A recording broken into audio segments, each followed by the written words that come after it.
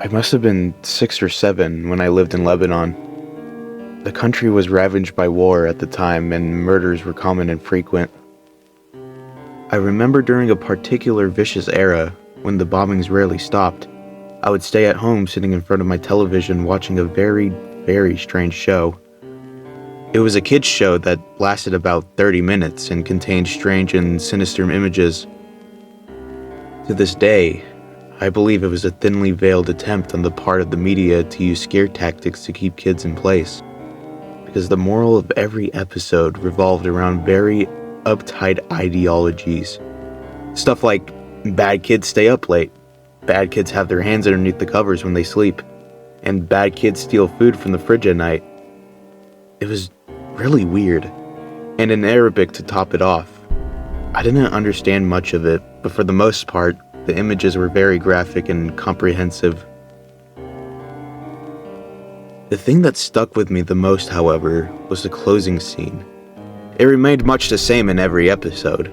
The camera would zoom in on an old, rusted closed door, and as it got closer to the door, strange and sometimes even agonizing screams would be more audible.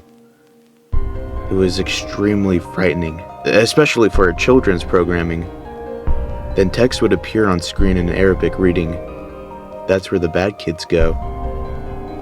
Eventually, both the image and the sound would fade out, and that would be the end of the episode.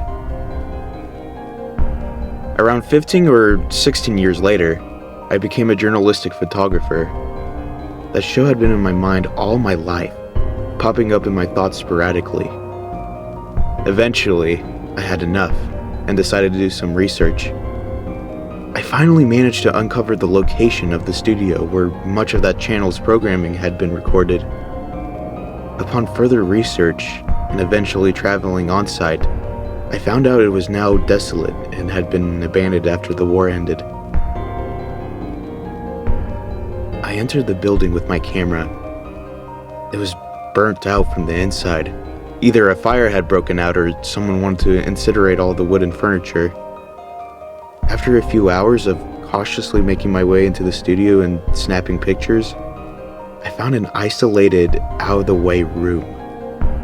After having to break through a few old locks and managing to get the heavy door open, I remained frozen in the doorway for several long minutes.